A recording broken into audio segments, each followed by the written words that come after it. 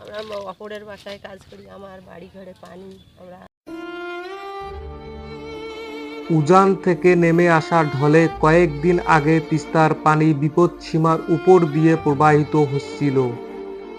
তবে গতকাল থেকে পানি কমতে থাকায় এখন তা বিপদসীমার নিচ দিয়ে প্রবাহিত হচ্ছে।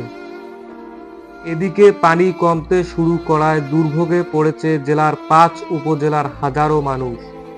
ভাই বন্যাতে তো রোয়া টোয়া তলে টলে গেছে, কি করি কি না করি মার টেনশনে তো বাসি না, বিষ্ণু তো পাওয়া লাগছি না, আবার তো পুনরায় আবার তো রোয়া লাগা লাগি।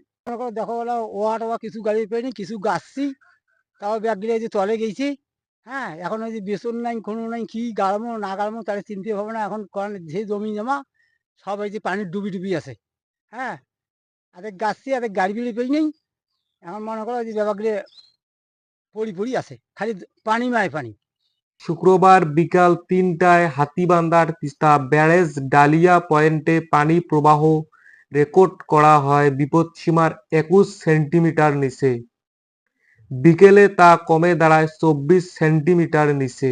এই বহু রাস্তাঘাট দেখো এক সমান পানি, চলাফিরে কর্ম খাওয়া পাওয়া ধরি, তারও আমার একটু এত সমস্যা। এখন আমার এখানে এই রাস্তাখানে আমার বানি দেওয়া খাইবি, এখন এটা বহু সবাই মিলি দেখিয়ে এখানে যেটা করা ভালো হয়। আপনারা ভালো করেন, আমার গরু বছর ধরি আমরা খুব বিপদে আছি।